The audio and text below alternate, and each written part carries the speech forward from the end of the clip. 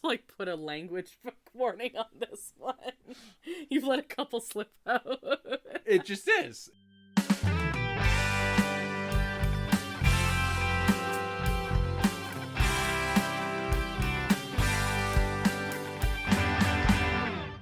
Welcome to Disney A, the Canadian-themed Disney travel podcast.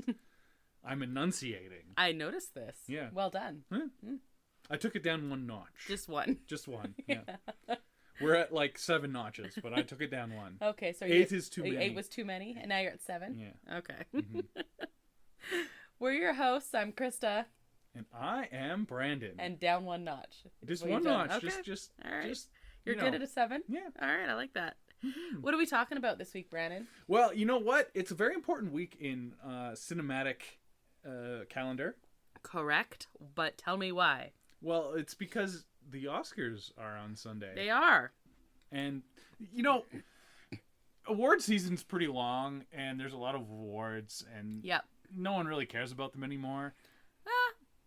Correct, but also, yeah. I still think the Oscars are important. Them. I like a lot of different kinds of movies, mm-hmm. and I've said this before, but I like any kind, like really bad B movie, mm-hmm. horror, whatever. I agree. Monster mash type of movie. Yeah. Or, you know, a really hard critically accepted drama. Yep, me too. So or a little, I don't know, indie film, low budget. Yeah, all that's really good. Yeah. And so Oscar season's really my chance to watch some critical darlings, some low budget women talking in a barn type of movie. And I appreciate that. I do too. And there are movies that I like.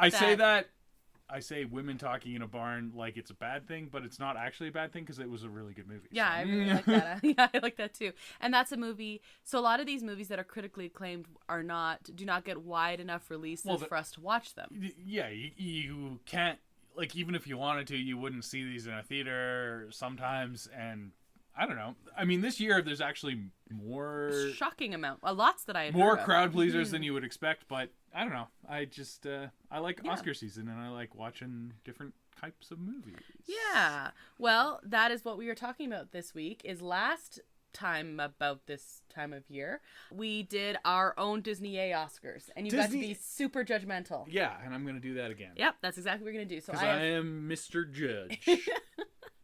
You are the decider. I am. So I have 24 categories because there's 24 categories in the Oscars. That's many categories. Yep, same as we did last year. Oh my goodness. Okay. But they're different categories than last year. So I have to be like snap judgments. Yep. Snap judgments. Snap judgments. Before we get to that though, is this your nerd thing? Oscar movie watching? Or we've been Oscar movie watching like crazy. I know we're about half done now. We're gonna get her through. Any standouts right now for you? Well, so Fabelmans. Yeah. I liked a lot.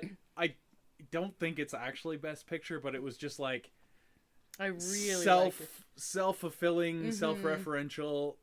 It just So I enjoyed it as a too. Like inside school type of thing. It was probably a little too inside school, but whatever. I really liked the Fabelmans. I've actually liked all of them. Yeah, there hasn't been a dud this year. There hasn't been like a super standout. If I was recommending one, like, hey, what really critical one? We haven't watched a couple of the ones I'm most looking forward to yet, but I'm actually Women Talking like hit pretty hard for me. Women Talking is a very good film. Mm-hmm. It's not super accessible. Like, no.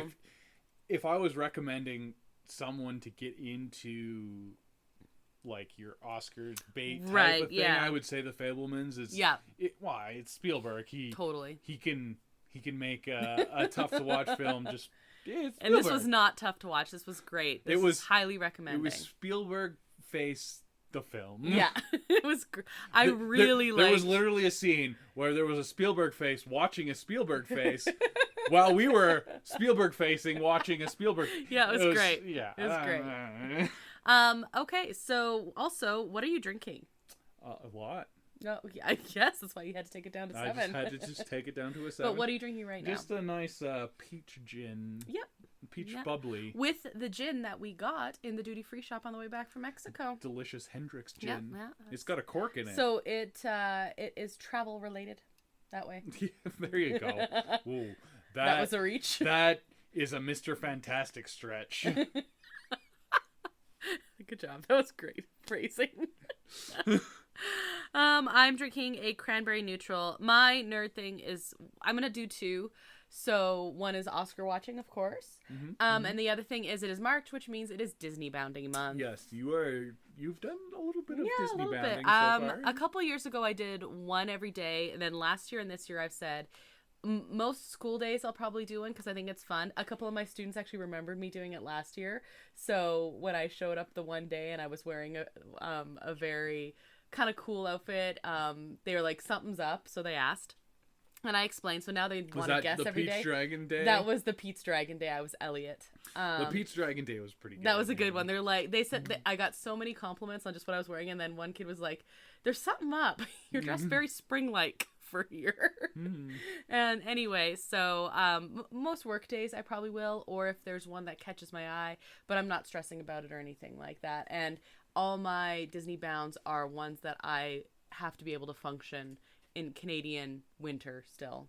Well, and teaching and everything. That's the thing. March is still full on winter here. Yeah. So what can you do? Some of the things you'd have to be like a little bit maybe wouldn't be like I could wear to work or anything, so then I'm just not going to do them on those days. That's all. It's fun, but it's super fun. I really like it. It's creative and it's fun. I like Disney bounding. Yeah. At Disney. Though. Yeah. I like you trying to guess what I'm being. I'm not very good at it. No, but and you also don't often know what the category is in advance either. Okay. Also, we have Mandalorian Season 3, Episode 1, spoiler-free gut reaction. Brandon, what did you think? I really liked it. Yeah, I thought it was enjoyable. I don't like how short Mandalorian episodes are, but it worked, and it was good, and so I liked it. I liked it, Thumbs except up. I wish they had dropped 2 episodes at once. Because it's short, and this one felt like there was definitely stuff that happened, but it definitely was also build up. And Mandalorian does this, right? They have an in-between and then a big episode, and then an in-between and a big... there's transition episodes every other one almost. I just feel bad for the people that didn't watch the Book of Boba Fett. Correct. Because that would be kind of jarring. They had a little bit of a recap, but not enough for... Correct. It, if you were just like, I like The Mandalorian, I'm going to watch 1, 2, 3... Yeah, you'd be like, what is happening? It wouldn't make any sense. But right. you just got to catch them all. all. That is one... nice. Like Pokemon? Just like that Pokemon. Is one... some people would see it as a criticism, or maybe a reward if you do, of Disney right now with all the MCU and all the Star Wars and everything like that, is it's like, you can't pick and choose anymore. You feel like you have to watch everything. And some things I think are more than others. MCU has been able to weave pretty well through it, but more and more it's like every single title that comes out is more and more ingrained in previous ones. You get rewarded for watching, which I like. I do too. But it also, then you have something like Ant-Man where it gets dinged by the critics because it's not a standalone movie anymore. Yeah, I don't know. Yeah, I don't know what the right answer is. They should stand alone, but also I think you should reward your seasoned base who that watches everything. So it's a tough balance, and I'm glad I'm not Kevin Feige. Although it would be nice to be Kevin Feige because millions of dollars and all that. All that, yeah. So whatever. Yeah. So here's also where we typically do a review. Or a shout out or something like that if we've gotten a new review or anything. And last week I read an update to a review. Remember that?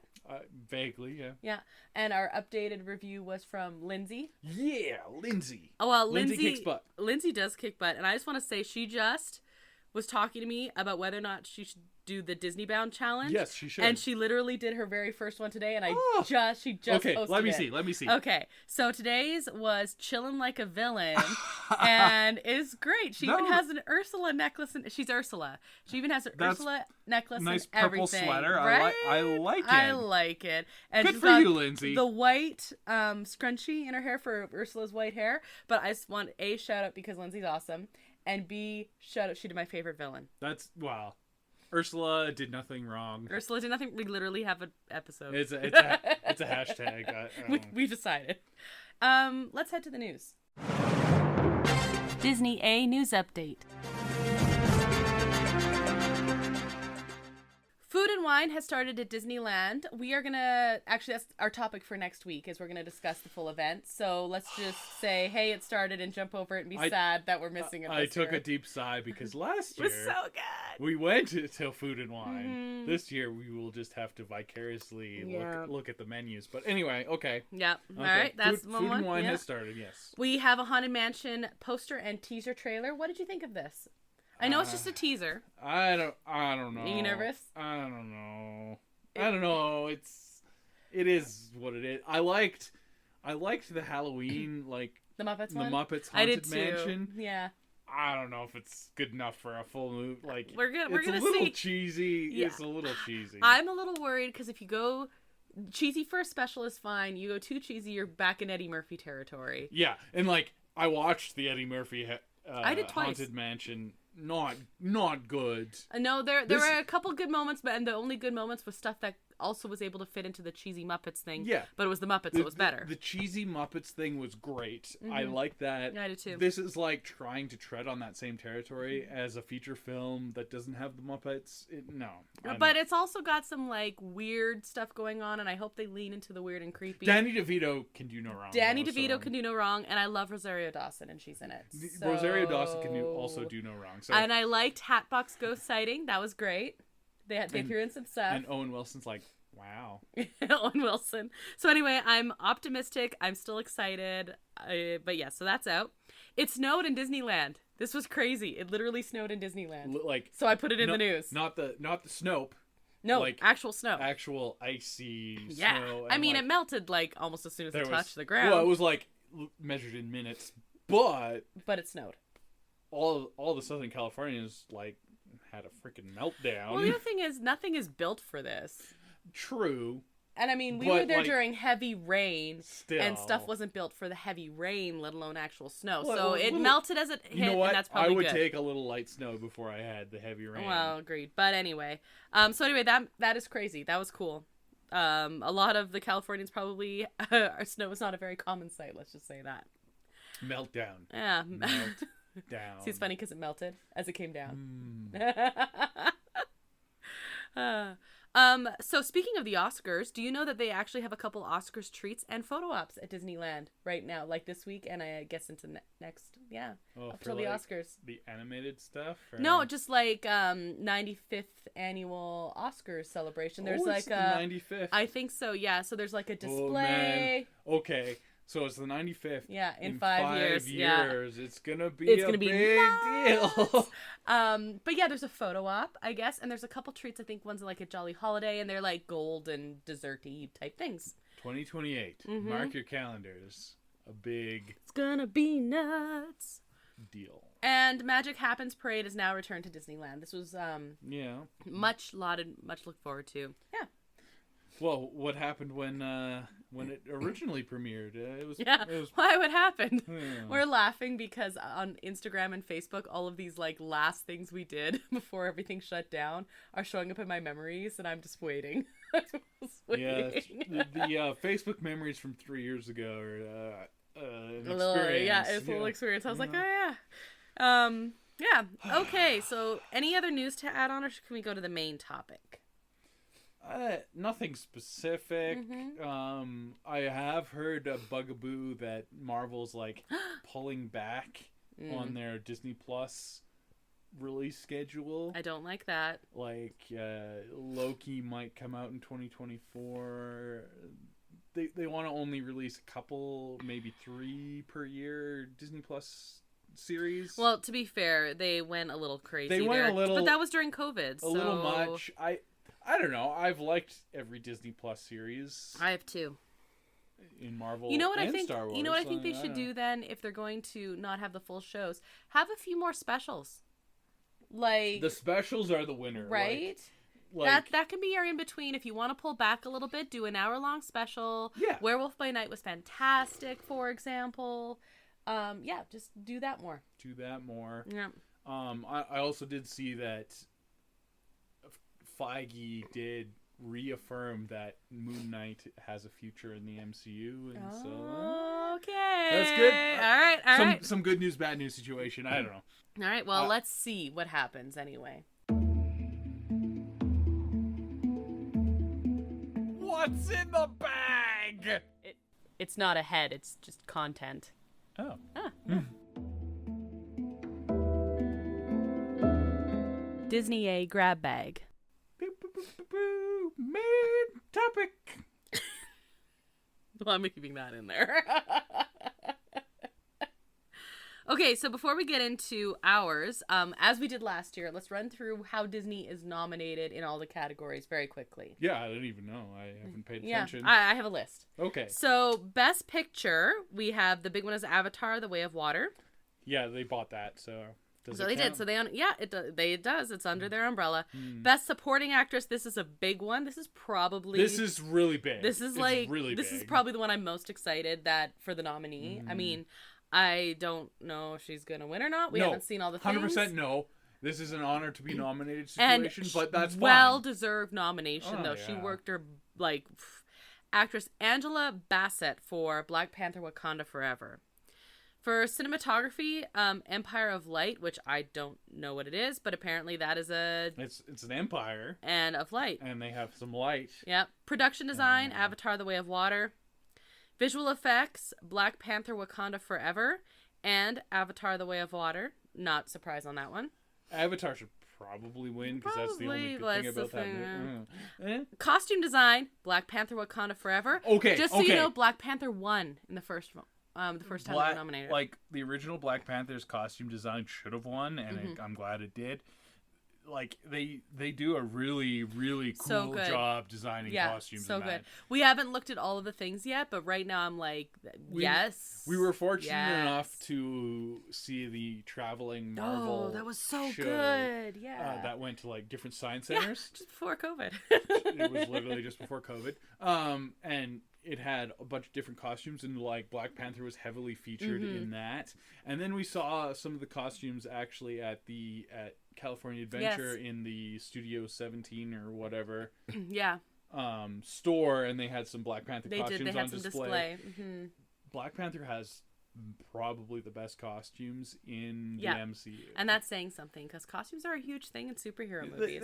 They're hit and miss in the MCU. Yeah. Sometimes they do a really good job, and sometimes but Black Panther, like, even the surrounding characters, and they pull from some cultural stuff, and it just do a really good job. The costuming is so representative of everything that is good about Black Panther movies. Yeah. Mm-hmm. So definitely a great nomination for this one. And then tied to that, Black Panther: Wakanda Forever was also nominated under makeup and hairstyling.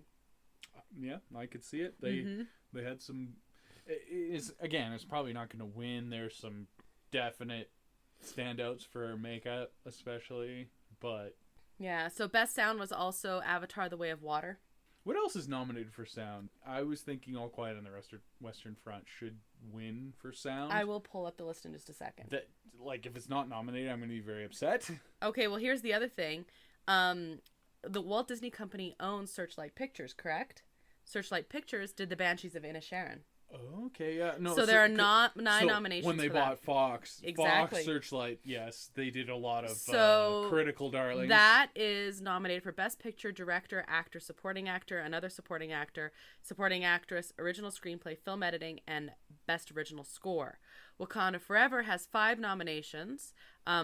Those we've already discussed. Avatar: The Way of Water has 4 nominations. Empire of Light has 1. Fire of Love, which is National Geographic documentary. So that's for feature. And a live action short. And Turning Red is nominated for animated feature. Yeah, that's the Disney company. Are you looking up sound now? I am. I also just want to look at animated sure. feature, just because Disney doesn't win animated feature a lot, but that's where they've done their business. Okay, best sound. We have Top Gun Maverick. Oh yes. Elvis. All Quiet on the Western Front. Avatar. The Batman. Oh. All Quiet on the Western Front is your choice so far, but we haven't seen Maverick yet. We haven't seen Maverick. Or Maverick Elvis. might be good, but like the sound did strike me in All Quiet on the Western Front. Okay. I mean, it's in the title, but besides, no, I get it. Besides, like they did good stuff with the sound. I mean, it's a little easier with a war movie because you got your bombastic war stuff going on, but yeah. Okay. I that would be my choice if I was voting. Okay, so animated. Queso, that's cheese sauce. First of all, short film animated. We don't have any Pixar or. Yeah, that's interesting. Hey. That is interesting. But yeah, for feature we have Turning Red, Guillermo del Toro's Pinocchio, Marcel the Shell with Shoes On, The Sea Beast, and Puss in Boots: The Last Wish. Oh, I do remember that Puss in Boots got I do too, which is like kind of interesting. What? Good for that. Good for Puss in Boots. That is an honor to be nominated for them, just so you know. A sequel of a spin-off to be good enough to be nominated. That's something. Like it did well, and like everybody liked it, and so. You know what? I want to watch that movie. And that actually makes me want to watch it more. Yeah. I haven't even seen the original Puss in Boots, so I don't know. Okay, let's get into our categories now. Okay. Are you ready? You gonna be judgy? No. No, it's great. I had so much fun making these categories. Oh my goodness. And I highly recommend you go back and listen to last year's. Goodness. Okay, ready? So before we get to that though, what do you think should win Best Animated out of those options? Well, we've only seen one, but I think it should be Pinocchio. I think it should also be Pinocchio. The reason is everything I've seen that he does is beautiful, and I think he doesn't. The little small clips I've seen of that Pinocchio looks really cool, hauntingly beautiful. Yeah. So I think agree. him having fun with animation is great. So I actually really liked Turning Red. And it would be I wouldn't be disappointed if it won. Doesn't strike me as a best animated film. It was fine. And yay, Canada. That's the Canadian one. It is the Canadian one, and the boy band one, and the puberty one. Yeah, the puberty. There's a lot of puberty movies. Yeah. Anyway, okay, here we go. Category number 1. Oh my goodness. Welcome to the 2nd annual Disney Oscars. Oh, I feel underdressed. Oh my goodness. All right, here we go. Best first line in a Disney animated film. That is the category. And the nominees are: All this has happened before, and it will happen again, but this time it happened in London. Peter Pan. That is a good... Yeah. It's good. This is the story of how I died. Tangled. Long ago, the world was full of wonder. Onward. Pretty, huh? I'll bet a lot of you folks don't believe that about a wish coming true. Pinocchio. And once upon a time, in a faraway land, there was a tiny kingdom. Peaceful, prosperous, rich in romance and tradition. Had to include Once Upon a Time in there. Yeah. Whew. There's some good ones. There's some good ones. Yeah. No, it's the first one. Yeah, it's so good. Peter Pan, isn't that amazing? That's beautiful. That comes out of nowhere. There's some rough writing in Peter Pan, let me tell you. But that one just hit you. Ooh. Damn. Yep. No, that's yeah, okay. That's right. Congratulations, Peter Pan. Yeah, no, that's well deserved. Our second category is Best First Line from a Marvel Character. A theme for a couple here. Okay. Our first nominee is I Am Groot. From Groot. His first line and his second line. And his last third line. And his last line. Yeah. Our second nominee is On My Left. Got it. Sam Wilson. Captain America. Yes. Our third nominee is They Killed a Little Frog. They Ain't Done Nothing Wrong. Peter Quill. His mother... He's your daddy. No, his mother was asking him why he got in trouble for fighting at school. I am Iron Man, spoken by Nick Fury. That is his opening line in the MCU. Did you know that? That is some wild trivia because no. Yeah, he's like reading a sheet and he's like, we see him in an after credit scene in Iron Man when he goes up to Tony Stark and he reads it and he's like, really? Really? But that is his opening line is I am Iron Man. Wow. So Nick Fury's opening line and kind of Tony Stark's closing line is the same, but we do get the video with Tony Stark after, in which case his closing line is I love you 3000. Join me, and together we will build my new Lego Death Star. Ned leads. That's a honor to be nominated. Yeah. Okay, what is your... And the winner is... Oh my goodness. Are those fun? That is fun. You're gonna have to go through the list again, or just show me. I'll just show me. Yeah. I'm gonna go with I am Groot because I am Groot. I love Groot. Yeah. I am Groot. I am Groot, right? That's so good. I am Groot. Okay. Best first line from an original Star Wars character. So original OG trilogy here. Okay, I'm like they're all probably original Star Wars. Yeah, so original trilogy character. All right. Why you no good double-crossing swindler, Lando Calrissian. There is a great disturbance in the Force. The Emperor. Hello there. Obi-Wan Kenobi. Yes! Lord Vader, I should have known only you would be so bold. Leia Organa. Han Solo, I am the captain of the Millennium Falcon. Han Solo. Name drops the Millennium Falcon, though. No, sorry. Yeah, it's hello. It has to be. It's hello. I'm sorry. It has to be. Also, there's better Han Solo lines, so... Yeah, no, it's fair. It's fair. Okay, so our next category is the best blue animated Disney or Pixar character. And the nominees are Cinderella in her gown from Cinderella. She's only kind of blue, okay. Yeah. Sadness from Inside Out. Yeah. The Genie from Aladdin. Stitch from Lilo and Stitch. Or Eeyore. He feels awfully blue from Winnie the Pooh. He's like metaphorically blue. He's metaphorically blue. It's obviously the Genie. Obviously. Any Disney character list, the Genie is at the top. Okay, yeah, no, that's not wrong. I know, that's not wrong. That everyone else was an honor to be nominated in the same category as Robin Williams. Just feel privileged to be in the same category as Robin Williams. Like, no. Our next category is the best cheesy Disney Halloween movie, and the nominees are Halloween Town, Halloween Town 2, The Black Calabar's Cauldron, Revenge, The Black Cauldron, The Haunted Mansion with Eddie Murphy, Hocus Pocus, or Zombies. Oh. You having PTSD from I am zombies? having PTSD from the zombies. Flinched. No, Okay. It's Halloween Town. Yeah, I literally could have done all the Halloween Town If you said movies. best Halloween Disney movie, it would be Hocus Pocus. You said best cheesy Halloween movie. I did. It's Halloween Town. Halloween Town is just cheesy, like, gross. Halloween Town is the perfect Disney TV movie. Yeah. It's exactly... It's Disney. Everyone it should be Disney Channel, like... Yeah.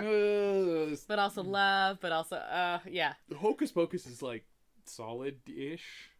I don't like it as much as most people, but, like, it's not as cheesy as Halloween Town. So, the category was cheesy. It's Halloween Town. Sorry. Fair enough. This is one of my favorite categories. And I actually made a joke about... I listened to our last episode. I made a joke about making this a category in this next time. Oh, my goodness. The best Lin-Manuel Miranda song from an animated movie. And the nominees are... Ooh, this is a tough category. Right? Yeah. It was hard to only come up with 5 nominees. Yeah. The nominees are You're Welcome from Moana. Shiny from Moana. We Don't Talk About Bruno from Encanto. Surface Pressure from Encanto. And Dos Oruguitas from Encanto.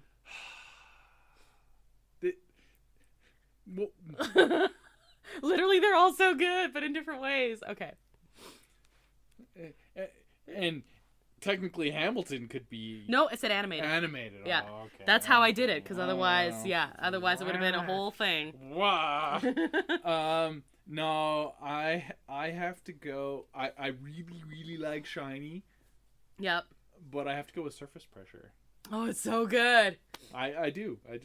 I do. Like, the Spanish one that I can't pronounce. Dos Oruguitas? Yes. The two butterflies. Yeah. Mm-hmm. It's beautiful. Is probably actually the best, but like Surface Pressure is so good. Yeah, I agree. That's like in my top 3 favorite Disney songs of all time. Do you know how hard it is? I'm a child of the Disney Renaissance. Do you know how hard it is for a modern movie now to break into that? Yeah, no, it is better than most of the Disney Renaissance. And that just speaks to him. Most, yeah. Let's stay on the song category. Okay. Best song about friendship. You've Got a Friend in Me from Toy Story. Yep. If I Didn't Have You from Monsters, Inc. No. A Friend Like Me from Aladdin. Nah. That's What Friends Are For from Dumbo. And The Best of Friends from Fox and the Hound. No, you've got a friend like you're overshadowing the genie. You just said no one beats out the genie. Yeah, but that is not a friend song. It's a humble brag, like flexing song. It's not about friend. That is not that they just met each other. It's an introduction song. It's not about friendship. Okay. It's not about friendship. Do you know that You've Got a Friend in Me? What played during our wedding? Yes, actually, I do. Yeah. Good, right? So did Kiss the Girl, but Kiss the Girl, I walked down the aisle too. Yeah. So yeah. So did Rainbow Connection. That was our parent dance. Yeah, we had a lot of Disney. Why? What happened? Yeah, we have a whole episode about that actually. How to incorporate Disney in your wedding without having a Disney wedding. Yeah. Yeah, you can do it like not super cheesy. Yeah. Just a little cheesy. Yeah. Well, what it was is we had the instrumental versions of a lot of these songs, like during dinner and stuff like that. You can incorporate, if you really want to go for it, you could incorporate the instrumental version of like the Avengers theme. Oh yeah. Like there's some good cool stuff. Like there's some really Pirates cool of the Caribbean instrumental. So we're gonna talk wedding and other cool stuff. My sister's getting married this June. Aww. And there's some nice little details. Let's just say that there's some nice little details. She won't incorporate any of them, but we can talk about them. No, there's something incorporated. Oh, okay. Yeah. It has to do with music, but anyway. Let's keep with the song ones. The best song during a montage in a Disney animated movie. Isn't this a great fun category? Oh, okay. I have my thoughts. I don't know if they're nominated. You have to tell me if it's even nominated. Something There from Beauty and the Beast. Yeah, okay. Hakuna Matata from Lion King. That is a montage. It's true. I'll Make a Man Out of You from Mulan. Mm-hmm. One Last Hope from Hercules. Mm-hmm. And Son of Man from Tarzan. Did it make it? Yeah. Oh, yeah. They did. Okay. Yeah. I'll Make a Man of You is the best. It's so good. I don't love Mulan, but I'll Make a Man Out of You is the best Disney montage. Mulan ever. Was in the move out of the Renaissance for me. Yes. Yeah. It came after Pocahontas. Mm-hmm. I liked it more than Pocahontas. I love Pocahontas. Yeah, I know. Yeah. We disagree on this. Oh, so much. Okay, but anyway, I'll it is a great montage song. Perfect montage. Yeah. The best scene of a character being impaled. Damn. Okay. From a Disney or from an animated or live action film. Uh-huh. And the nominees are Shuri in Wakanda Forever. Yeah, she did get impaled. Spoiler alert. Damn. Olaf in Frozen, who actually makes a joke about it. He gets impaled several times, probably. But he says at one point, "Oh my, I've been impaled." Ursula from The Little Mermaid. Oh, she gets super duper impaled, by a ship. Yeah. Mm-hmm. Maleficent from Sleeping Beauty as a dragon. Yeah. Mm-hmm. And Barbossa and Jack during the sword fights where they just keep trading back and forth, impaling each other with swords, from Pirates of the Caribbean, Curse of the Black Pearl. So that's a double nomination for Curse of the Black Pearl. I really want to pick Pirates, but it's Ursula. She's giant and she gets impaled by a ship, and it's just awesome. That is a crazy scene. Yeah. It's a good death scene. It is a fantastic death scene. Our next category is saddest character in a Disney or Pixar animated film. Sadness, Nope.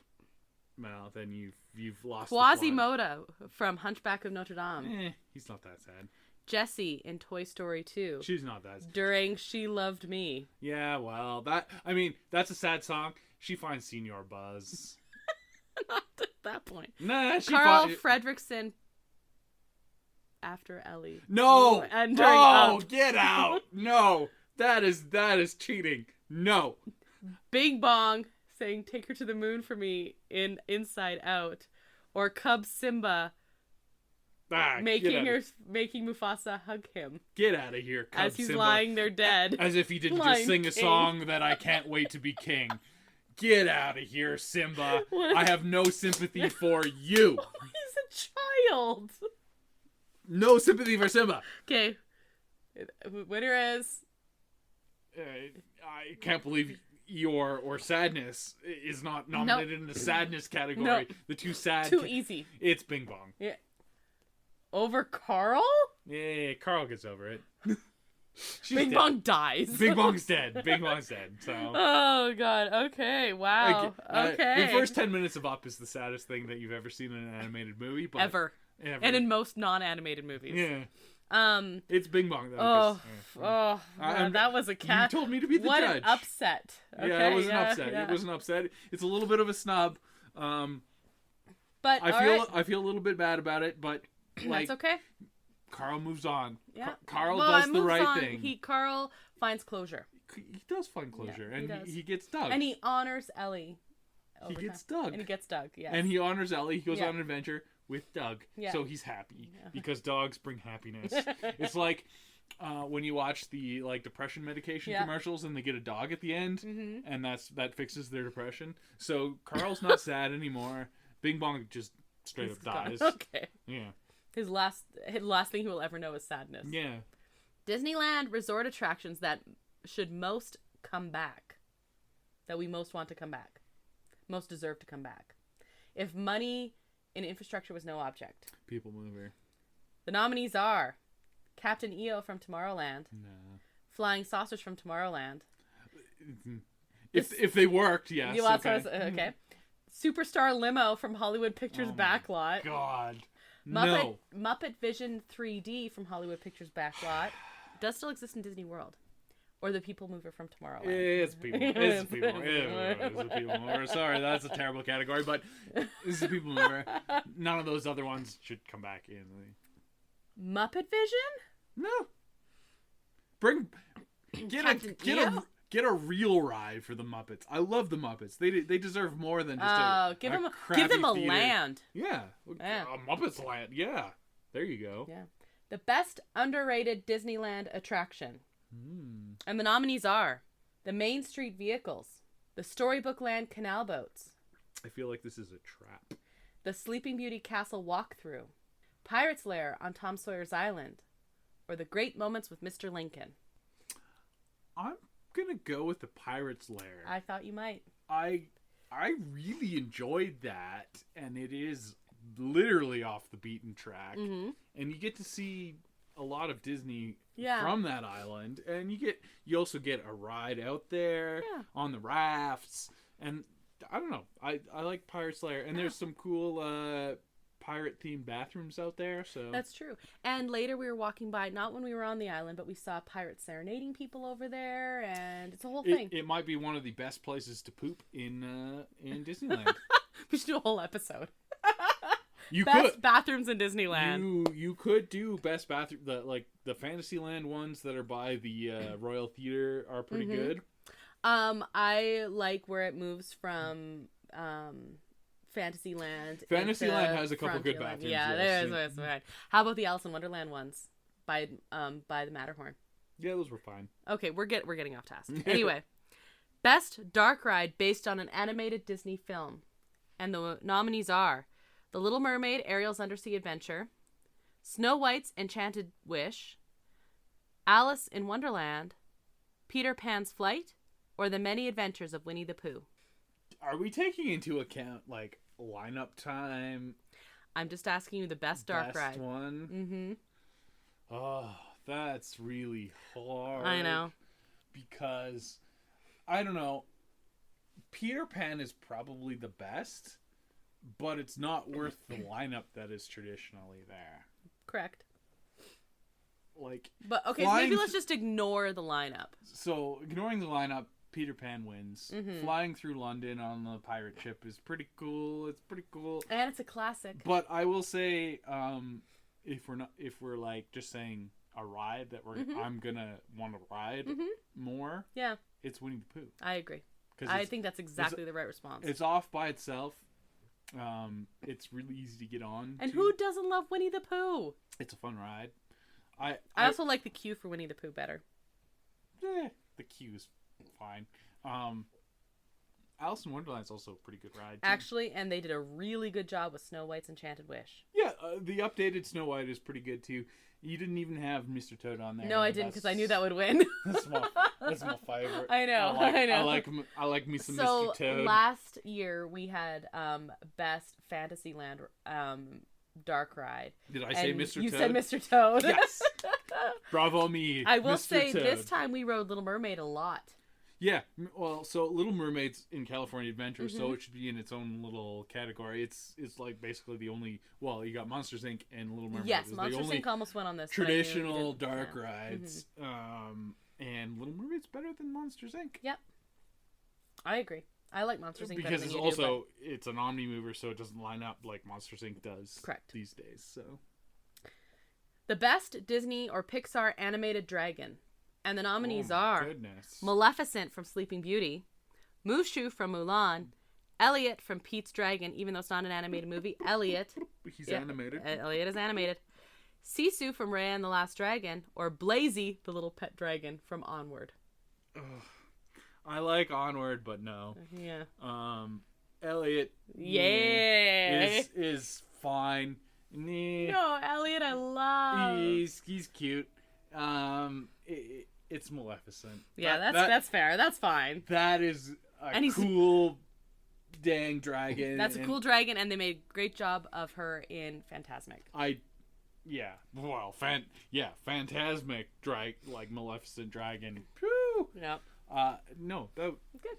It's a way to bring some fun male fantasy to a princess movie. Fair, that's fine. Yeah, and you have the most traditional fairy tale moment in the Sleeping Beauty movie because you have Prince Philip literally killing the dragon, slaying the dragon. Yeah, slaying the dragon. It's the only time when that happens. And that is traditional fantasy, which is why Shrek, which is your traditional fantasy parody, has the whole dragon slaying scene. Yeah. It all comes full circle. Also, Shrek is awesome. Shrek is awesome. Next category is the best ornate costume worn by a Disney male. So these are not casual wear. Okay. We're in our costume makeup category right now. Is this animated or live action? Animated. Oh, no. Either or. In an animated or live action. Because, like, animated, is it a costume? Yes. Not really a costume. Captain Hook's red coat and hat ensemble from Peter Pan. With the big he is fabulous. He is fabulous. Prince Charming's attire for the ball, specifically from Cinderella. Get out of here, Prince Charming. Sorcerer Jafar, this is the black and red from Aladdin. Jafar had some style. Yeah, so this is specifically Sorcerer. Mm-hmm. The Beast, blue and gold jacket for the dance, with his hair in the pony. Oh, yeah. From Beauty and the Beast. Now. Or. Yeah. Bert's dapper striped jacket from Jolly Holiday from Mary Poppins. No, it's the Beast. Oh, good answer. It's the Beast. Good answer. Yeah, if I was gonna be one Disney character, it would be the Ballroom Beast. Oh, that's really. Yeah. I love it. Ding. If I was one Disney character, I'd be Belle, so I'm not complaining. And the Beast is better than the Beast can lay it down. He can dance. He can groove. He can and give me a library. Give you a library. He can also give you the gray stuff. He's got it all. He's the whole package. It's delicious. The best makeup in a Disney film, live action or animated. The Honor to Us All scene where Mulan meets the matchmaker from Mulan. Okay. The evil queen's flawless complexion and intense eyebrows from Snow White. She does. The queen's eyebrows. We have a whole episode about it. Yeah, is that literally called the queen's eyebrows? Mm-hmm. Queen Amidala in full Naboo makeup, including the Scar of Remembrance from Star Wars Phantom Menace. Clea's Charlize Theron's purple eyes in the end credits of Doctor Strange in the Multiverse of Madness. You know, that's a little bit off the board, but I mean, Charlize Theron. You know, yep. Or Cruella de Vil from 101 Dalmatians with the bright green eyeshadow and the bright red lip. Animated or animated? Live. Oh, okay, yeah. Her makeup is more striking in animated, whereas her hair and costuming is much more of a thing in the live action. Yeah. But we did a whole costume section on Cruella last year. So we did, yes. Cruella's costumes, both animated and live, I mean, the main character in the live action was the costumes. Yeah. I am getting off topic. It is Queen Amidala. I figured you'd go that way. Natalie Portman is but a queen. Crazy makeup in that. Yeah, just like super crazy makeup, and she goes for it. Yeah. And did you know that was called the Scar of Remembrance? The red half line down her bottom lip. I didn't. Yeah, know. it is. Yeah. Well, it's a traditional Naboo makeup. It was some cool world building that they did with Naboo really that they kind of didn't go anywhere with, but that's a big problem with a lot of the prequels for me is they had a lot of potential stuff that they half went in on and then they backed up. And the sequels, quite frankly. That's George Lucas in a nutshell. He can world build like almost no one else, and then can't translate it to a good story. There's a lot of talk of his ex-wife was editor of the original trilogy. She kind of brought him back. Oh. And in the prequels, they were divorced at that point, so he didn't have the choppy chop right. of the strong editor at that point anymore. That's too bad. Yeah. So in other words, women fix everything. I mean, that is the theme of Star Wars in general. That's true. Yeah. Yes, it is. Except if you're Anakin, then women don't. No, he screws it up on his own. If he'd listened to the women, it would have been fine. He does bad things for his mom. He does bad things for his wife. That's him, though. All right. The best female character without a love interest in an animated feature or short. Your nominees are Merida from Brave, Moana from Moana. No, that's your top two. Lieutenant Judy Hopps from Zootopia. Kanga from Winnie the Pooh. Oh. And Elsa from Frozen Part 1. Okay, just Kanga. Good. Where did Roo come from? That is a great question. We're assuming that there was a terrible hunting accident. Is he like Winnie the Pooh Jesus? Was it an immaculate conception? Yeah. Oh, interesting. Yeah, he's cool. All right. It's Moana. That's fair. I'm surprised you didn't go Merida, but Moana's awesome. I like Merida a lot. Moana's better. So what's interesting is part of Merida's character development is on the not wanting love interest. She actively chooses not having a prince, which is really cool. And Merida's Scottish and probably drinks a lot of scotch and is really cool. And has some great... It's not a musical, but the background music is just beautiful through that. Yeah, you got some bagpipes and all that. I like Merida a lot. I think Brave is a highly underrated Pixar film. 100% agree. Moana just a little bit. No, I'm totally fine with that. And I like that it isn't even a question with Moana. It's just not part of her character. No, it's not a thing. Yeah. No, yeah. The best Disney earworm song. And your nominees are We Don't Talk About Bruno from Encanto. Yeah, that's your number one seed for sure. Agatha All Along from WandaVision. Okay. Hakuna Matata from Lion King. Under the Sea from Little Mermaid. Or The Bare Necessities from Jungle Book. Those are all earworms. Those are all earworms. The earwormiest earworm is We Don't Talk About Bruno. I say it and right away you're like, it just is an earworm. Yeah, it is. It might not even be the best song from that movie. It's so freaking. But it's it's not a bad song. No, it's a really good song. It might not be the best song from that movie, is what I'm saying. Agreed. Yeah. You didn't pick it for best song. No. By him, yeah. But it is the most earwormy. It's worms in your brain. The best colorful, as in this character is all colored, Marvel character. And the nominees are Gamora. She's very colorful, yeah. Mm-hmm. The Hulk. He's just green, just super green. Nebula. She's blue and purple and green. And apparently has black eyes. Beautiful black eyes. Spider-Man. Spider-Man has some beautiful colors. I'm not even sad about that. The Vision. Oh, man. There are some colorful Muppet Oh characters. man, there were so many. I had to, like. Just wait till next year. You're gonna have a full on yellow and blue Wolverine. Yeah. Because I'm gonna stake my reputation. Yeah. We're gonna have a comic accurate Hugh Jackman in a Wolverine yellow and blue costume. Okay. In Deadpool 3. I love it. I'm staking. Deadpool almost made this list, honestly. Iron Man almost made this list. Deadpool wears the red pants so he doesn't bleed. Yeah. Mm-hmm. Yeah. It's the whole thing. Yeah. I know what you're talking about. Oh my goodness. I'm gonna go with the Hulk because his whole thing is his purple and green. It's his thing. All right. It's the Hulk. Yeah, I'm not mad at that. I love the Hulk. He goes green. Yep. Like yeah. Going green is a thing. Like that's yeah. It's like turning red actually played off of the Hulk. Yes. Turning green. You wouldn't. Mm-hmm. Yeah. So no, it's the Hulk. It's the Hulk. I'm confident in that answer. I like that. Yeah. I actually probably would pick the same. Mm-hmm. The best MCU moment. Oh my goodness. The nominees are many. Cap picks up Mjolnir for the first time in Avengers Endgame. He's a friend from work from Thor Ragnarok. Yeah, that's a good one. I am Iron Man from the first Iron Man.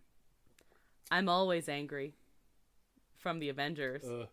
Or Avengers Assemble from Avengers Endgame. So you got 2 Endgames. I do. Which has like the woos per minute, which is it's a really long movie. So just so you know, I had to replace because I also had On Your Left. Yeah. No. Avengers Assemble. Yeah, that's the answer. Was the wooest. Mm-hmm. But damn. Mm-hmm. There was a lot. Just wait, because next category is the saddest moment from an MCU film. Not MCU in general, because otherwise WandaVision would have been on here. And the nominees are Peter Parker Doesn't Feel So Good from Avengers Infinity War. Natasha's Goodbye and Jump with Clint from Avengers Endgame. Peter Parker saying goodbye to Aunt May in Spider-Man No Way Home. Yondu saves Peter Quill and Yondu's funeral from Guardians of the Galaxy Volume 2.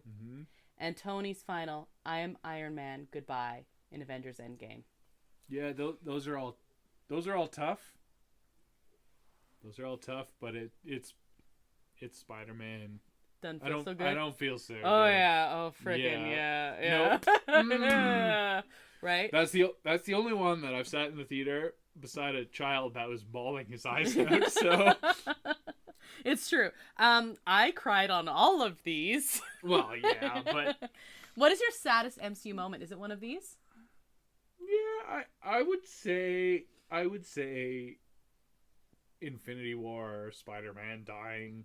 I think that one probably was the most. Like, it was the whole thing because it was just one after another. Like, there was a lot going on. Everybody was dusting. The first time we watched it, though, and, like, it's not like I sat there crying. I did. Well, yeah, whatever. But, like, it really struck me when we walked out of the first time we watched Infinity War how much it was like a funeral. Yeah, it was crazy. The saddest moment for me in that, I don't know if it would have been for you, so it didn't get nominated, is Wanda being dusted as she's still kneeling where Vision is, like, over Vision's dead body. Yeah. And having just done all of that. My saddest moment in the MCU for me is Vision and Wanda saying goodbye as in WandaVision. WandaVision, because she's very well aware of what's happening. And I think that's why Spider-Man was for me as well, because he's very aware. The rest of them, it just happens, and some of them might have this, hey, what's happening? They're calling out for people. But then the last one being Spider-Man. Well, Tom Holland milks that scene, but the in-universe explanation is that his spider sense is Peter Tingle. Yeah, Peter Tingle. Lets him know that there's something wrong going on. Yeah, and then it happens, and it's happening to him. Yeah, and then you have Tony holding him, And then and he's upset, but then and then he starts saying it's okay, like he's comforting Tony while he's also dying. Like, it is freaking messed up. I agree. I think that's the winner. The winner or the loser, whatever. Although Yondu saving Peter Quill, I was so mad that I was bawling my eyes out in Guardians Volume 2. Like, I was mad at myself. Yondu. To be fair, I also cried in Guardians 1 with freaking Groot. Okay. We're not even going there for Guardians 3. No, everything's gonna be fine and happy and no one's dying. Fine. It's fine. Rocket's gonna be fine. Drax is gonna be fine. Everybody's fine. Everyone's Mantis. dying. Everyone's dying. No. The Star Wars planet you most want to visit. The nominees are... Naboo. Tatooine. No. Coruscant. Kind of. Is it Kashyyyk or Kashyyyk? Kashyyyk? Yeah, that's where the Wookiees live. Yeah. Bespin? Cloud City, yeah. Or Naboo? It's straight up Naboo. Like, come on. That place is a paradise. Yeah. Naboo is... Tatooine's, like, literally a backwater shithole. Coruscant would be kind of cool if you were super rich. Mm-hmm. Everything else, no. Kashyyyk looks kind of cool. There's, like, oceans and water and trees and... Yeah. Wookiees don't like other... Like, Wookiee would look at me and be like, well, I guess you're kind of tall. I don't know. And I would die. Yeah. No, it's Naboo. I think it's Naboo. Naboo is a paradise. Naboo is the winner, and then not nominated in this category, Endor. Endor would be, like... Well, so... You're thinking Endor, the moon of Endor. The moon of Endor, yes, sorry. If you had, like, some cool Ewok guides. Yeah. If they were not against you. Yeah. Oh, speaking of, we saw the greatest video of Disneyland. There was a little kid dressed like an Ewok and was wandering around Galaxy's Edge. And the stormtroopers were really scared of him. The stormtroopers ran away from him. It was adorable. I mean, if I was a stormtrooper, I wouldn't want to mess with an Ewok either. We've seen. He was like, whoa. All right, we have only 2 categories remaining. Oh, I hope they're big ones. They better be big ones. You saved the big ones for the end. And the nominees are the best train or train-like transportation at Disneyland Resort, the runaway train on Big Thunder, the Casey Jr. circus train, the original Disneyland Railroad, or the monorail. Monorail. It's Big Thunder. Sorry. I'd go Railroad, but I totally get it. No, it's Big Thunder. Big Thunder is wonderful, and you just look at the goat. Look at the goat. And you have a good time. It's Big Thunder. We had so much fun on this one being like, because we rode it so many times. We rode Big Thunder. It was like the most, it was most ridden this time. And we'd say things like, well, it's fine. Okay, like that part's done, but as long as there's no rattlesnakes. Rattlesnakes are the... Oh, no! There's rattlesnakes! We made people laugh so much. Yes, like we had actual people giggling at us because we are losers. Okay, that part's fine. As long as there's no goat chewing dynamite. Well, that's so rare. Why on earth that wouldn't happen. It could never happen. My God. Okay. And the final category is... Better be a big one. Well. Nah. The best method of transportation in an attraction in the Disneyland Resort. Method of transportation... in an attraction. In a Disneyland resort. A Disneyland. Resort. DCA is also included. Monorail. And the nominees are the glider from Soarin'. Okay. A jungle transport from Indiana Jones. The automobile merrily on your way to nowhere in particular from Mr. Toad's Wild Ride. Yeah. Your race cars on Radiator Springs Racers. Ooh. A bobsled from the Matterhorn Bobsleds. Or a doom buggy from the Haunted Mansion. And the winner is... Suddenly you are turning and dropping suddenly is Indiana Jones. Okay. Yeah, that's okay. Yeah. And you got to drive a couple times this last trip. I've actually driven... Like a fair number. I've been in that seat a few times. Yeah, I have once or twice. Yeah, it's fun. I don't fit in that seat as well as the other ones because the whole steering wheel actually bangs my knees. But really? Yeah. Oh, yeah. I didn't know that. Well, I'll stop giving you the driver's seat then. It's fine. Yeah. I have to brace my knees in that ride all the time.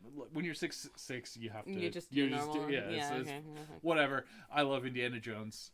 Ride. I hope so their refurbishment is good on that. Yeah. One. Yeah. I actually had a special category which was things refurbishments we were most looking forward to at Disneyland, but I don't know the next time we'll be at Disneyland, so it's Indiana Jones. Indiana Jones. No, I was thinking you might pick the big here, like San Francisco was on the list, Indiana Jones was on the list, Toontown was on the list.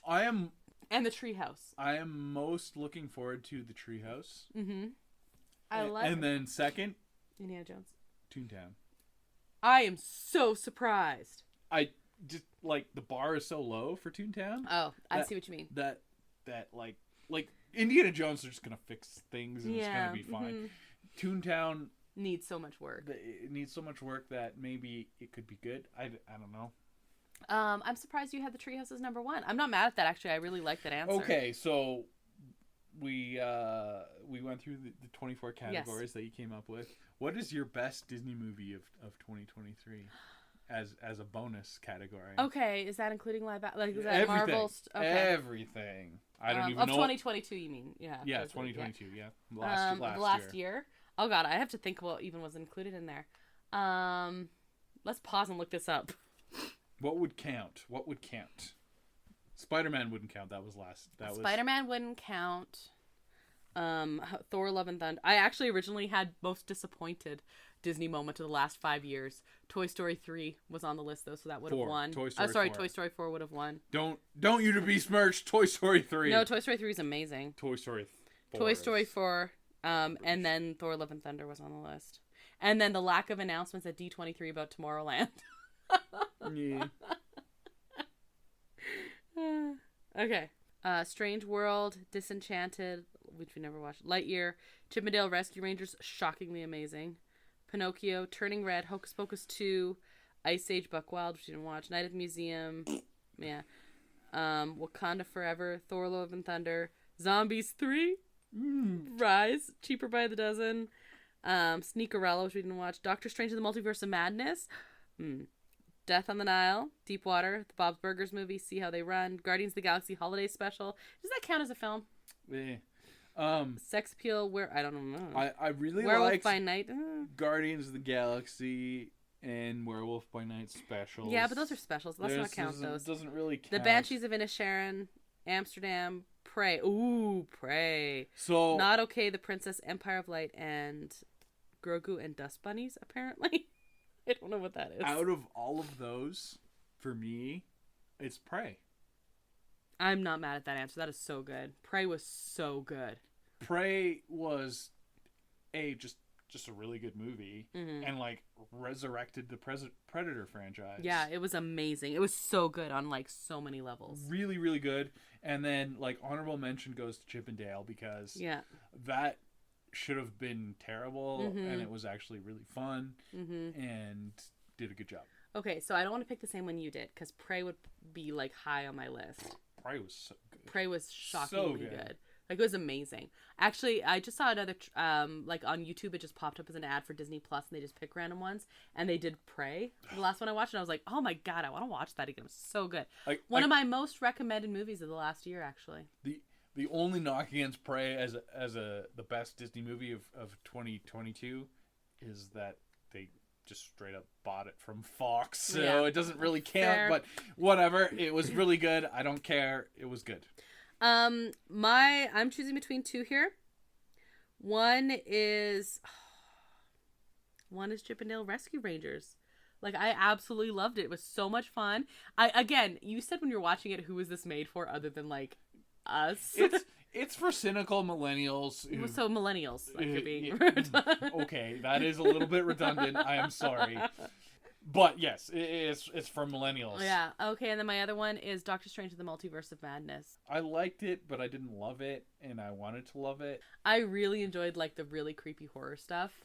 And I like Wanda. I wished they had given Sam Raimi free reign to make it a full-on horror film. Yeah, they had a lot of really moments though. Yeah, it wasn't quite there for me. Okay. It wasn't quite there. There were So right now I'm really liking it, but it's kind of like, so I no secret, WandaVision is my favorite MCU show so far, correct? Well, it was like the best one, yeah, and it was the first one. So, but anyway, but I said what they do with coming stuff is going to be dependent because it lost some points with certain places for me. It's still probably gonna be the best, but I mean, there's certain things where it was like, they didn't quite. Ralph Boner it was Ralph Boner. Evan Peters thing, right, which knocked against it. Now Wanda in Multiverse, if it wasn't for that, it would be like the best by unreachably the best. Yeah. Wanda in Doctor Strange and Madness really elevated it for me. And I liked all the creepy Sam Raimi stuff, like that. Just like visually was crazy. But if they screw up Wanda now in the MCU after this film... Oh, she's dead. She's not coming back. Right. It's going to really color this film for me in a negative way. Yeah, I don't know. It could have been so much more, so that's why I'm... Agreed. I would have liked to see more worlds. More multiverse. More worlds, and like, I get why they murdered the heck out of the Illuminati, but... Like, I would have liked to spend more time with the Illuminati. Before they got terribly murdered? Yeah, I don't know. I don't know. You know what? Then it was the first MCU Fantastic Four, and like, I'm just so tired of being disappointed by the Fantastic Four. So okay. Speaking of Fantastic Four, the screenwriter for Kang Dynasty, the first Phase 6 Avengers film, said that X-Men and Fantastic Four have no part in it. Interesting. Even though the Fantastic Four will be debuting before Kang Dynasty. But it's its own thing. That was their words exactly, is Fantastic Four is their own thing. Which is fine because Secret Wars is going to be your big Marvel orgy, for lack of a better word. To like put a language warning on this one. You've let a couple slip out.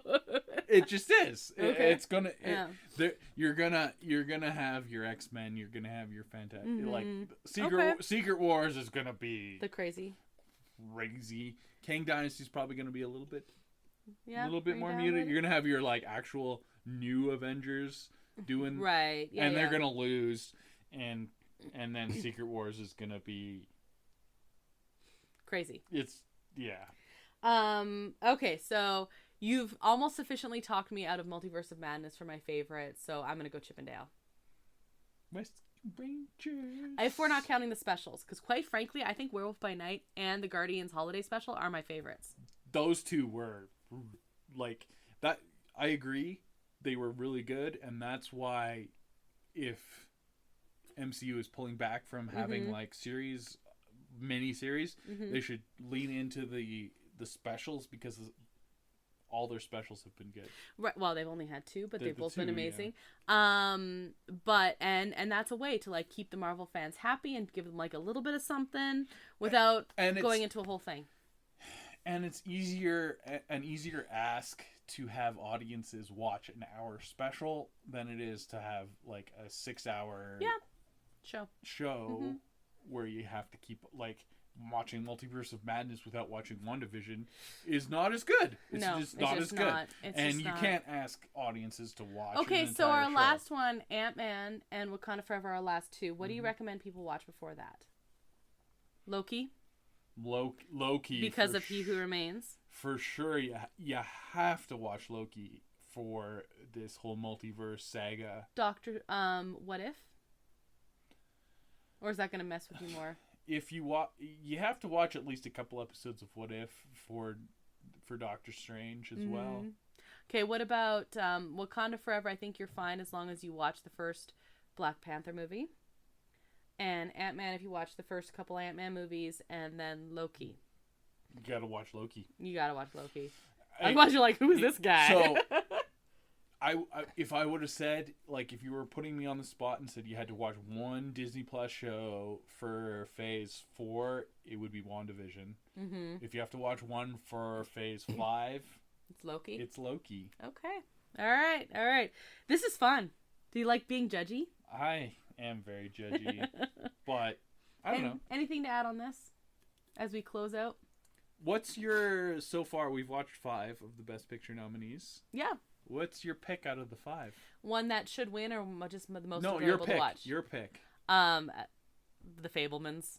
The Fabelmans? The Fabelmans, yeah. Okay. It's not going to win.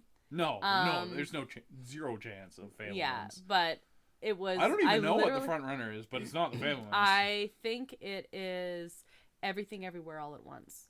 You know which what? I'm very much looking forward to. We haven't seen it, but I would have watched that regardless. Me too. In fact, we didn't watch it because we knew it was going to be nominated, and we're like, kind of, sort of. We weren't in a hurry to watch it because of that. But that would have been on my list regardless if it was nominated, which is I can't say for a lot of these films. Right. So I would be very happy to see something like that. Yeah. Win because it's probably an easy watch. Yep. And super fun, and also it's a multiverse movie, which really helps the MCU at this point, doesn't it? Well, I mean, it doesn't hurt it, that's for sure. So I'm looking just quickly, just based on what the other things have won during the awards shows and everything. Everything Everywhere All at Once has a lot of momentum for award season. Like, Michelle Yeoh has won a lot. BuzzMeter's consensus pick to win the Oscar this time is Angela Bassett for Wakanda Forever. Seriously? It says you may consider it a Lifetime Achievement Prize. Well, okay. But that is a front runner. And the Oscars are big on Lifetime Achievement Awards, and she hasn't won before, and she's like an incredible actress. I would be utterly shocked if she won for that. Yeah. Like, she was like the best part of that movie, but I don't know. Current picks to win are Everything Everywhere All at Once, followed by The Banshees of Inisherin. Really? Yeah. Which is the most nominated and the second most nominated. Which doesn't always mean a lot. No, because it depends on the type of movie it is. Mm-hmm. Once you throw in sound and everything. I actually really like The Banshees of Inisherin. That would probably be my second. Ooh, women. I think it would go for me, The Fabelmans, then Women Talking, then The Banshees of Inisherin. I literally laughed out loud a couple times during that movie. I did. And cried. I did laugh out loud at Banshees of Inisherin, but maybe I was a little cynical. It just... Tried too hard. The war is pointless allegory after having just watched All Quiet on the Western Front, there is that. It was a little bit too on the nose for me, even though it was trying to be funny at this. I don't know. Everyone did a good job in it, and like whatever. There's a reason there's a lot of acting nominees in this movie. But no. What's your favorite? Fabelmans, you said before. Fabelmans so far out of the 5. I'm hoping I really like Everything Everywhere All at Once. I'm hoping I like that. Me too, because I was really looking forward to everything I've heard about it makes me think I will like it. Yeah. I just really want to like it. Yeah, I know. That's fair. I will be very sad first came out. if I don't like it. Yeah. I will be very sad. I'm totally good with that. It's also like a lot of people who are really into like nerd pop culture stuff really like this movie. Yeah, it's super nerdy. You got Short Round in it. Yep. Jamie Lee Curtis is like really Jamie Lee Curtis is in it. And I adore her. Tar is also doing well. I really liked Tar as well. Tar was like uncomfortable for me. Well, but it's supposed to be. It's supposed to be. It gave me Black Swan vibes. It gave me Whiplash vibes because of the music thing. Mix somewhere in there.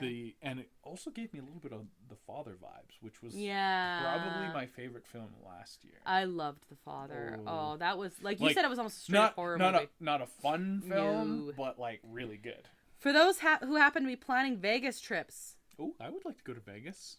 These are the ones that are like the odds. Oh yes, yeah. Okay. Okay.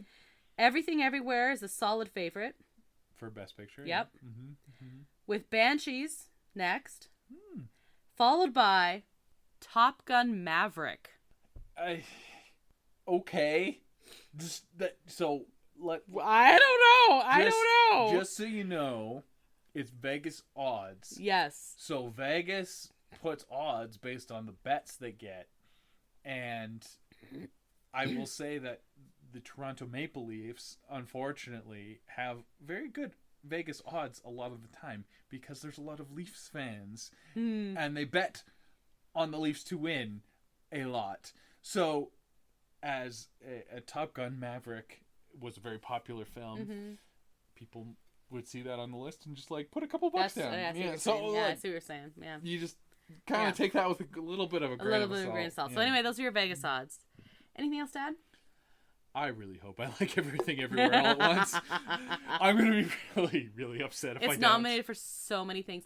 I think in a couple categories it's going to split because there's like a couple acting ones in there. Acting, sometimes it's split, sometimes they just like talk to amongst themselves and figure it out. Figure it out.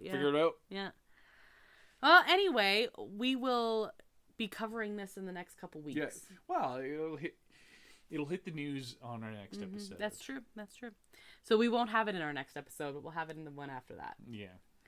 And good luck, Disney. Maybe. It depends on what it is. Yeah. So contact us on our social media or through our website to chat. You can suggest trivia, you can suggest topics, or just to say hi. That is our show this week. Thank you, El Mule, who's responsible for the custom theme song you heard at the top of the show.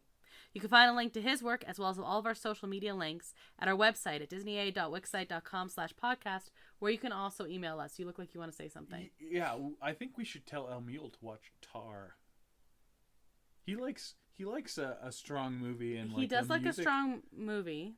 The music aspect. I think you should watch Tar. Let's tell him. We're seeing him next weekend. I think you should watch Tar. We're seeing him immediately before the Oscars. Yeah, I think you should watch Tar. I think he would appreciate it. You know what? Why don't I post up on our Instagram story about watching the Oscars? And you should live tweet. The Oscars? I should live tweet the Oscars? I think you should. Okay. You know what? I'm in. All Instagram, you live tweet. Let's do this. And you make the snacks. I always do. Yeah. Well, anyway, you can find us on Instagram, Facebook as well, and Twitter, where you should follow us because we're going to be posting in stories and live tweeting, apparently, the Oscars. Apparently. That's a good idea. We haven't done it before. I will live tweet the heck out of it. You're hilarious. Hopefully we get home in time. We will. For the red carpet, because I will live tweet the heck out of the red carpet. We actually watch the pre-red carpet stuff typically, but we're definitely going to watch some red carpet coverage. For a straight white male, I do a really good job at judging the heck out of red carpet outfits. You really do. It's actually really funny. So yeah, let's have a chat with El Mule about Tar, and let's live tweet an Instagram story the heck out of that. Yeah. So if you want to watch the Oscars and follow along with us, highly recommend. It won't be as fun as our Oscars, of course, our Disney A Oscars we just had. Yeah, I mean, maybe a little less obscure. I don't know. The voting membership might be a little more diverse than the real Oscars. Yeah. But not one. not just one. Well, I don't know. You basically would be the same as the who was voting in the other one. Oh, okay. Yes. Whew. You can also find Disney episodes on all of your favorite podcast streaming platforms. You went there. As well, I'm sorry. As well as our YouTube channel, Adventures A. I feel like I should apologize. I'm so sorry. That was a little political. I mean, the truth hurts, right? Yeah. Okay. Anyway, if you've rated or reviewed our podcast, thank you so much. And if you haven't yet, please do. It actually helps us out a ton as well if you follow us on Twitter, Facebook, and Instagram. And hey, I'm posting if I've got any cool Disney bounds going on this month. So you should probably check that out. Disney Bound month. Yeah. Yeah. I'm not going to do that, but you will. Should I Disney bound for the Oscars? Oh, probably. There's a category which is Disney at the Oscars. Oh. So I'm not sure. I think you should. I have to give some thought. I don't have a plan yet for that one. If you know someone who might like listening to us, please recommend us as well. So next episode, like we said, is going to be talking about the food and wine event at Disneyland, and we're going to be sad because a little bit sad. A little bit sad, but we're going to hype up anybody who else gets to go. It's true, and there's some repeats from last year. Oh, yeah. So we can really hype up the stuff that we know, and that was really good. The Snickers macaron is on the list. The Snickerdoodle macaron. Okay. What about like the brisket thingy? Is that on? I don't think the brisket is, but the pork belly is. pork belly. And there's also the at the beer cart, they have the IPA sausage dog. They have the IPA sausage dog. It's not quite the same as last year, but it's close. Mm-hmm. And that was and it's on a pretzel bun. That was like a winner for me last year. Yeah, you really like that one. Yeah. Also, they have margarita flight this year. Oh. Yeah, not a mimosa flight. Olé. Yeah, exactly. Anyway, we'll talk about that next week. So until then, I'm Krysta. And I am Brandon. And until the next adventure, TTFN, ta-ta for now. Thanks for listening to Disney, eh?